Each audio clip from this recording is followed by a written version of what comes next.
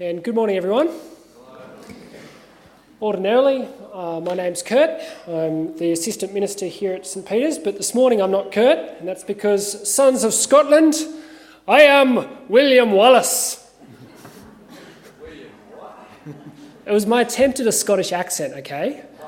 I am William Wallace, and I see a whole army of my fellow countrymen here in defiance of tyranny. You have come to fight as free men, and free men you are. What would you do with that freedom? Will you fight? This is probably where someone should yell out, "Fight against that? No, we will run, we will live." Aye, fight, and you may die. Run, and you'll live, at least for a while. And dying in your beds many years from now, would you be willing to trade all the days from this day to that for just one chance to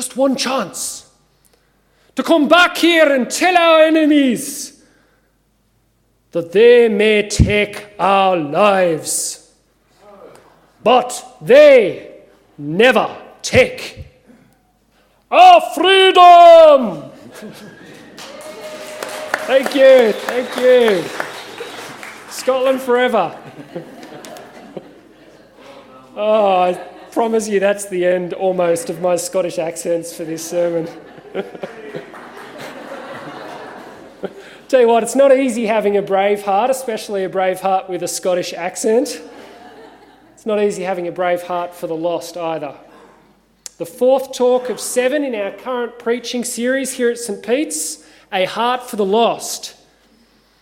And it's not easy being brave in an increasingly hostile world. When our world seems to be growing increasingly hostile to the gospel, the good news of God's own heart for the lost, it can be scary stuff to stand up and stand out for Christ. Almost like William Wallace standing up in front of the Scottish army at the Battle of Stirling. Still, the gospel is good news because it goes and tells of a God who stepped into this hopelessly hostile world, that is, our own hostility towards him, and God steps into our space, onto the battlefield, if you like, in the person of his Son. And why did God come near? Well, as we've heard again and again in this series, God came in the person of his Son to seek and to save what was lost. Luke chapter 19, verse 10. And still, we know it, and yet we sit on it. We believe the gospel is good news, even good news worth sharing, but then we sit on it. Not always, but so often, more often than a sober-hearted believer should. And the biggest reason why we don't do evangelism, well, we've been talking about reasons why we don't do it in our growth groups and Bible study groups during the week as we've followed this series along. Why is it that we don't prayerfully share the gospel as much as we could or we should with our not yet Christian neighbours and friends? Rico Tice, the author of this book that we've been selling through this series, you know we sold over 50 copies of this book, and there's more available out after the service with Polly. But Rico Tice, in this little book called Honest Evangelism, he actually reckons the main reason why we don't share the gospel is because we're scared of getting hurt. On page 15, Rico writes, "I think that's the main reason why we don't do evangelism. Most Christians, when they first come to faith, they want to tell others, and why wouldn't you? It's brilliant," writes Rico. "In Jesus, you're in relationship with the living God. You have an answer to death. You have an answer to your sin. You have a point and a purpose to your life. But sooner or later, and in the West it's happening increasingly soon, someone mocks you or wounds you or dislikes you. And because you're not stupid, you figure it out. I don't want to get hit. And this keeps getting me hit, so something's gone wrong here. I'll stop doing this." End of quote. Rico reckons the main reason we don't do evangelism is that we're sick of getting hit. Metaphorically speaking, for the most part, that is. And for those of us who have been following our studies along, you might remember the intro from this week's study, which read, having a growing passion for the lost is not for the faint-hearted. In fact, it's a surefire way to get hit or get hurt. And I wonder if you can think of any instances in your life where you've stuck your neck up for Jesus and then you've pulled it back real quick. What is the secret behind a brave heart for the lost, especially in a hostile world? For that matter, what does a brave heart actually look like? Does it look like Mel Gibson, all decked out in blue face paint and a kilt? Or does it look like something different entirely? Perhaps. Does it look something like the Lord Yahweh's own call for Joshua, read for us by David before, Joshua son of Nun, Moses' freshly minted successor, the call to be strong and courageous, right on the brink of storming the promised land? Or does it look something like the Lord Jesus' own charge to his freshly minted 12 apostles in Matthew chapter 10? See, I am sending you out like sheep into the midst of wolves, so be wise as serpents and innocent as doves. Or a little later in the chapter, do not fear those who kill the body but cannot kill the soul. Rather, fear him who cannot destroy both soul and body in hell.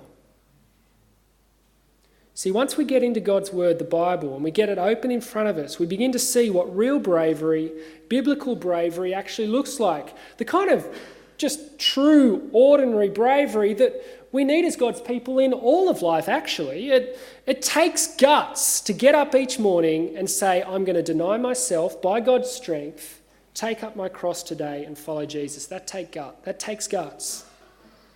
But especially here in this series, as we consider what it looks like to have a brave heart for the lost, the kind of bravery that makes us willing to cross the pain line, as Rico calls it in his book, the bravery that makes us willing to cross that pain line, to take the hits that inevitably come for those with a heart for the lost.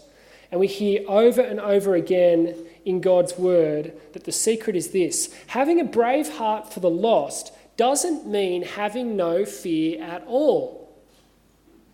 Having a brave heart for the lost doesn't mean being fearless. Rather, it means having our fear in the right place.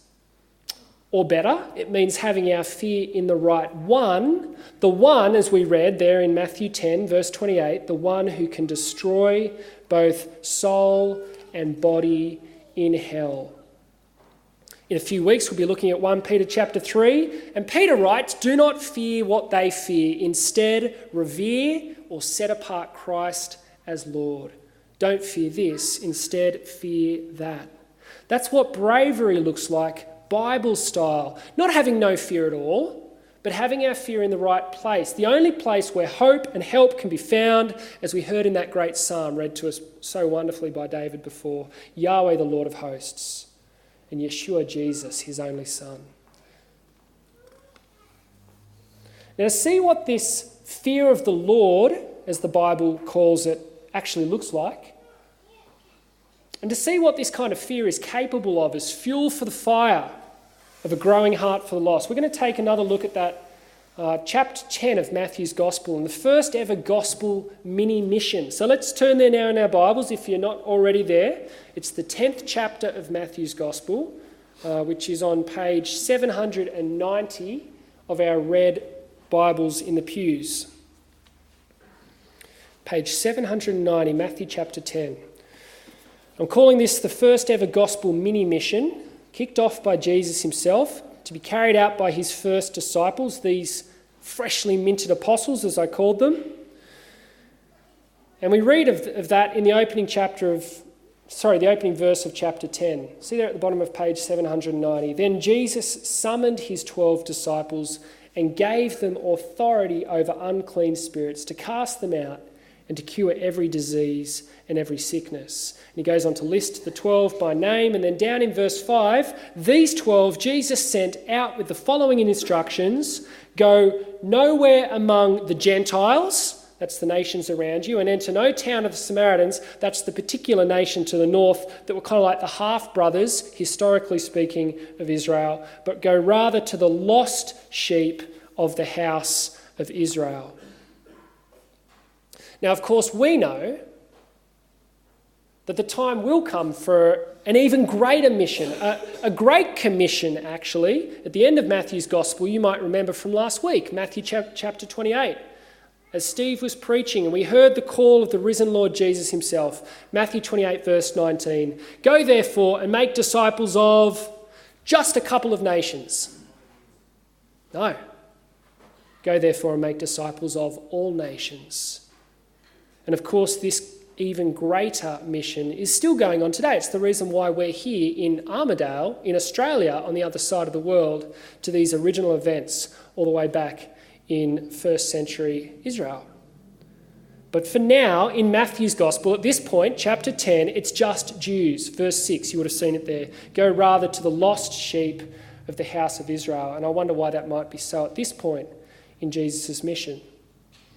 But verse 7, as you go, in your going, says Jesus commands these first Christian missionaries to proclaim the gospel, the good news of God's own heart for the lost.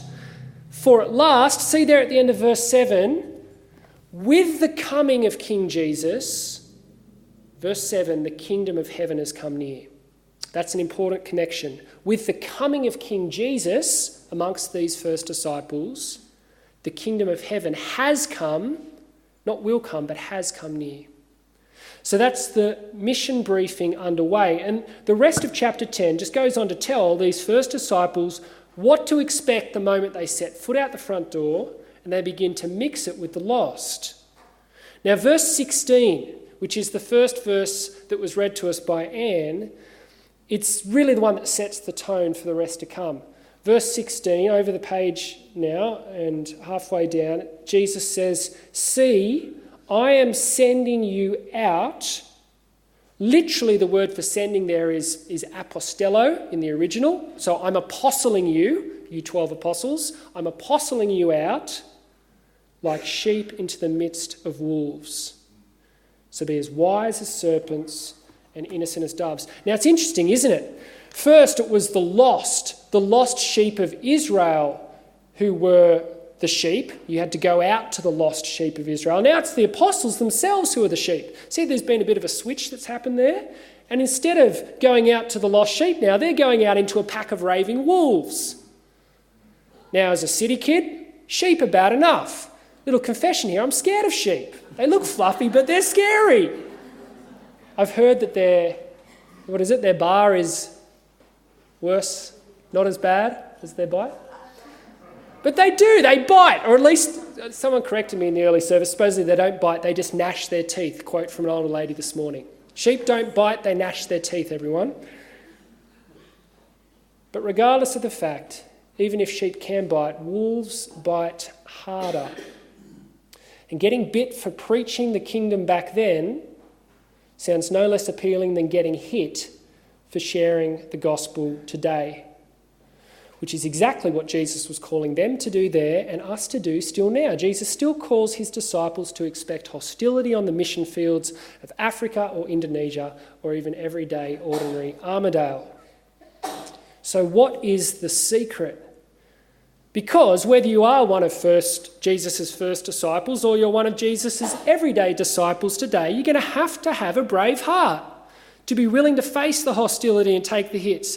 And there are plenty of great words of encouragement. If you were to take time to read through this chapter and list out all of the great words of encouragement that transcend to a certain degree the context of this passage, that continue to be a word of encouragement to us today for all of Christ's disciples, plenty of great words of warning for all time here as well.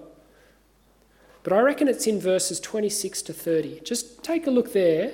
Matthew chapter 10, verse 26 to 30. The little heading in my Bible says, whom to fear.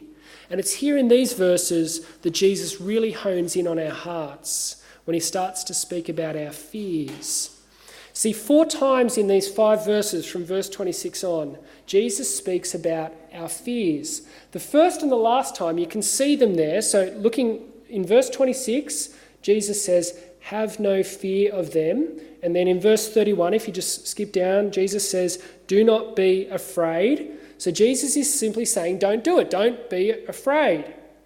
But it's the other 2 mentions right there in the middle in verse 28. And this one's worth looking at to make sure I get it right. Verse 28, I reckon it holds the key to the secret behind all hearts that are truly and biblically brave. Verse 28, Jesus says, do not fear those who kill the body but cannot kill the soul. Rather, fear him who can destroy both soul and body in hell. Did I get that right? I think so. That's the secret. Caught up there in 2 courageous commands. The first, do not fear the ones, plural, the ones, who can kill the body but not the soul. And then the second command, fear the one, plural, not plural, what's the other one? Singular. The one who can destroy both body and soul in hell. And these really are courageous commands because they require courage to keep them. On the one hand, Jesus is calling us not to be afraid, even of someone who can kill me. That takes courage. But on the other hand, Jesus is calling us to be afraid, be very afraid of something or someone far greater. The kind of someone that we heard of again in that Psalm 46, where the nations are in uproar, the kingdoms totter, and yet this someone, he utters his voice and the earth melts. Psalm 46 verse 6. It's the fear of the Lord. It's the fear of the Lord that is the secret behind a truly biblical brave heart. It's a phrase, that little phrase, fear of the Lord, occurs upwards of 130 odd times in the Old Testament alone. It's a term that Eugene Peterson describes as the stock biblical phrase for the way of life that is lived responsively and appropriately before who God is, who he is as a Father, Son and Holy Spirit. That's what Peterson reckons. The stock biblical phrase for the way of life that's lived responsively and appropriately before who God is. And what better day to remember this than on Trinity Sunday, as we celebrate today, who God is, who he is as a Father, Son and Holy Spirit. None of the available alternatives in the English language seem quite adequate, so we can speak of reverence or awe or worshipful respect. And Peterson reckons they all miss the punch delivered by this wonderful jam-packed phrase in the Bible, the fear of the Lord. I guess like God, the phrase it's impossible to pin down.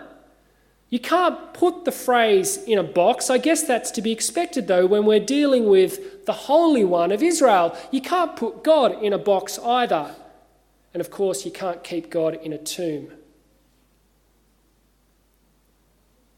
Because in the light of the cross and the empty grave, we're dealing now not just with the Holy One of Israel, but with the living one as well, the risen Son, who, as we read in Revelation chapter 1, who holds the keys of death and of Hades in his hands. Revelation chapter 1 verse 18. Fear him who can destroy both body and soul in hell. You see, we were made to fear our Maker. And we are, as the people of God, being remade to fear our Redeemer as well. It's awesome stuff. And in the end, silence or song seem the only suitable responses when struck with the fear of the Lord. Psalm 46 does both, actually. It's a song and a psalm, and it finishes with silence. The Lord of hosts is with us. The God of Jacob is our refuge. Selah. Psalm 46 verse 11. Selah. So what have we learned about brave hearts today? Well, other than the fact that my Scottish accent really is very poor, we've seen that real bravery, biblical bravery in a hostile world doesn't mean having no fear at all. Even less, and I think we need to hear this in our particular context, even less the kind of she'll be right, self-willed stoicism that us Aussies seem so proud of. We probably give the Scots a run for their money there. She'll be right, no fear, mate, I'll look after it myself. No, what we've seen is that having a brave heart for the lost begins with having our fear channeled in the right direction. Or as William Wallace should have put it, here's my second attempt at Scottish accent and final one for the day, they may take our lives, but they'll never take our freedom. See, freedom. Our fear of the Lord, they can't take it away. Because we will not fear those who can only take away our body, but we will fear the one who can destroy both body and soul in hell. A final word now on cultivating a true and healthy fear of the Lord. And I think it's really interesting right through the Bible how often the ideas of fear and worship, fear and worship, connected, they go hand in hand. So just for example, there are so many places, but let's just go to Psalm 96. You don't need to necessarily turn there, but we go there in our prayer books so often as well in the Anglican Church. Worship the Lord in the splendour of his holiness. How does the verse finish? Tremble before him, all the earth. Psalm 96 verse 6. Worship and fear. Or even just a few verses earlier in the same psalm. For great is the Lord and worthy of praise. How does the verse finish?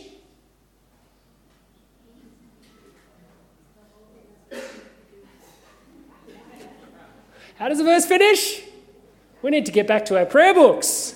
If we're at the 7:30 service, we know how it goes. Dave, how does it go? Help me out here.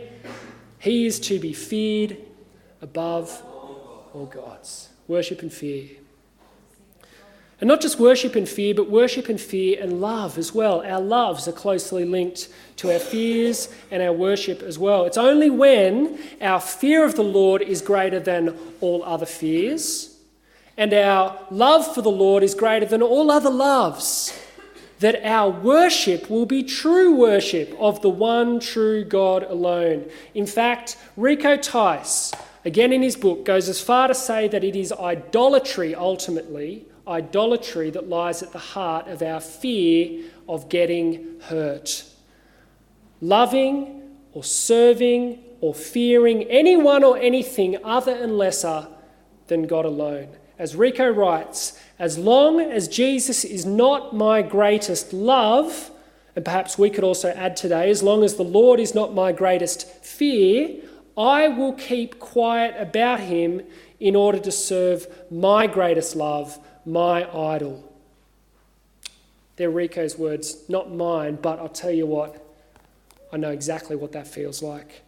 When my fear of embarrassment, my fear of rejection, my fear of risking a friend's approval, that fear looms up bigger than my fear of the Lord, there's no way I'm going to take the gospel to the end of the street, let alone the ends of the earth. So what are your highest loves? What are your deepest fears? What do you daydream about? What do you have nightmares about? What do you pray about? What do you need in life that if you get it, it means that from then on you'll live for God and God alone? The first and most important step in smashing our idols, writes Rico, is spotting them. Search me, O God, and know my heart. Test me and know my thoughts, Psalm 139, verse 23. But unless I have identified and uprooting the idols of my heart, I still won't actually get across the pain line and tell people about Jesus. And neither will you. Neither will I.